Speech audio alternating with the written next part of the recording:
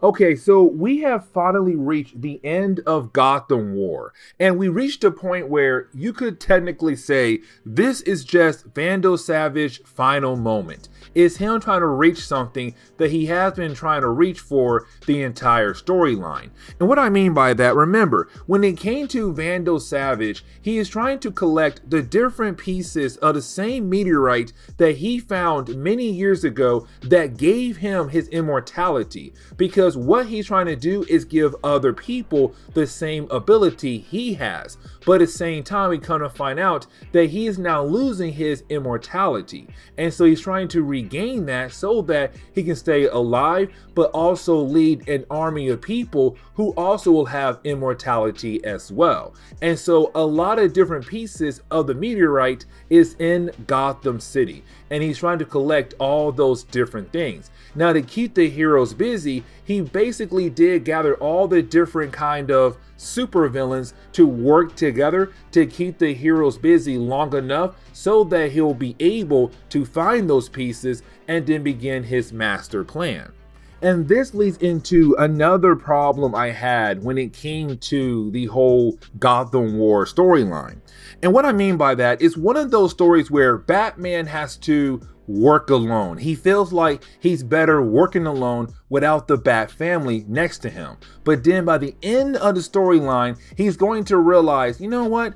I need to work with the Bat family. That is my best moments, when I work alongside with Robin, Red Robin, Nightwing, and all the different characters in the Bat family. And so when we do pick up with Batman, it's him and Selina realizing that they have to work together, put their war on the side and work together to take down Vandal Savage. Now, we also come to find out Tim Drake has been grabbed by the many bad guys who are working for Vandal Savage, which means that now the other members of the Bat family are gonna have to work together to save their brother, Tim Drake, while you have Batman and Selina try to find Vandal Savage. Now, when it comes to Jason Todd, he is going to be put on the sideline. And the reason why, because in the last two chapters, Batman altered the mind of Jason Todd to the point where anytime Jason tries to do anything dangerous, fear is going to take over his body, shut him down,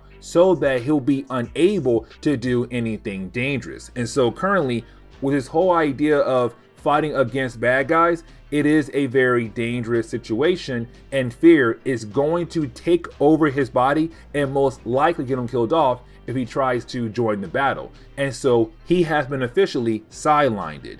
Either way, you do have Batman and Selina leave to go find Vandal Savage, while the rest of the Bat family deal with the many bad guys that work for Vandal Savage. And so while you have Batman and Selina Kyle out there trying to find Vandal Savage, at the same time, they're still trying to find the many fragments of the old meteorite that gave Vandal Savage his immortality. And so while they're doing that, you also have to remember that Batman has been cut off from the Batman or the Bat family network, because many years ago, Dick Grayson promised Batman that if Batman goes too far, Dick Grayson could use a system that would kick Batman out of the Bat family network completely. And so right now, Batman does not have any other tech he usually has when it comes to being, well, him. And so this is Batman just really going back to basics. Like, he is totally just at basic level again.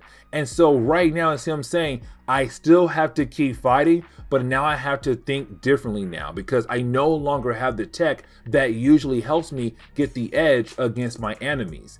Either way, you do have our two heroes realize something else. The reason why you have Vandal Savage going around trying to collect the different fragments of the old meteorite, because they're going to be used as a way of a homing beacon, meaning that they're trying to call something else bigger to this location. And that is when Batman realized that what Vandal Savage is trying to do is use the fragments of the old meteorite to call in a new meteor to come straight to Gotham. Now, if that happens, Gotham will be literally turned into a crater.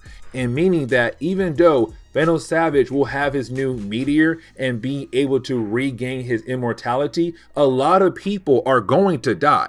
And so this is Batman and Selina saying we have to stop Vandal Savage. But at the same time, there's not enough time to stop that meteor. And so it does seem like Gotham is really doomed here at the moment. And so while you have the other members of the Bat family being able to stop all the different bad guys that Vandal Savage had released into Gotham City, is Batman now telling them, hey guys, we got a huge problem. There is going to be a meteor going to hit Gotham. Literally get somewhere safe if you can, but technically the entire city is about to get wiped out in a matter of seconds. Except that is the moment you have Barbara Gordon come in and say, hey, is somebody using the Batwing? And you have everybody wondering, who could it be? It's Jason Todd. It's him overcoming the fear that Batman had put inside his brain to do one last good thing for the Bat family. And so it does look like this is Jason Todd trying to use the Batwing to take out the meteor, but at the same time, sacrificing his life to save others. And at first, I really thought, oh my God, they're going to kill off Jason Todd all over again. This is crazy because yes, the Batwing does crash into the meteor. Yes, it does break the meteor up into smaller pieces. But unfortunately, you would think that, oh my God, Jason Todd is dead. He's not dead. He does survive because this one particular part of the Batwing that he was in kept him alive, and so that right there is okay. And you do have the meteor pieces begin to fall all over Gotham, but at the same time, it's not Gotham being wiped out completely by one huge meteor. Now you do have one huge piece of the meteor actually crash into Gotham City, but right next to Vandal Savage. Now as soon as this piece crashed next to him, his main goal is to get near it so that he'll be able to regain immortality. That is his main goal. Now he did promise his daughter Scandal and also the people in his army that he will give them the ability to also have immortality. Here comes the problem, because as soon as Scandal gets next to it, he stabs his own daughter, which tells us he never did intend to give his daughter or the people in his army the ability to have immortality. He only used them as a way to go around and collect the fragments of the old meteorite to be beacons for this new one to crash right next to him, so that only he can regain his ability of immortality. The problem is, as soon as he gets close to it, he gets pulled right into the meteor, and we're left to wonder what happened to Vandal Savage. But then it begins to suck in more things around it, including Vandal Savage. Now, you have Selina try to save her, because even though she did betray Selina, it is Selina saying, hey, I'm a good guy now and I can't see you die, so I'm gonna try to save you. You even have Batman come down to save both ladies. Unfortunately, while trying to save both Selina and Scandal, well, unfortunately, Selina falls. She falls into the meteor. And just like Vandal Savage, she disappears because she's been pulled in as well. And so now we're left to believe that Selina Kyle, Catwoman, is dead now in DC Comics. And this leads into, well, I guess Chip saying, hey, we're going to continue the trend of Bruce Wayne not trying to work alongside the Bat family, because you didn't have Dick Grayson check up on Bruce Wayne to see that if they were able to find a body of Selina Kyle. Unfortunately, no one has been able to find her body, and so the search continues in that crater where the meteor had crashed at. Either way, when it comes to Dick, it's Dick telling Bruce that he feels like Bruce has gone too far recently, which honestly he has. What he did to Jason Todd is wrong, but also fighting against Selina Kyle after she had just saved Gotham City for once. And so it's Dick saying, I think you need to take a step back and try to realize that your actions are bringing the worst out of you and bringing more pain to our lives as well.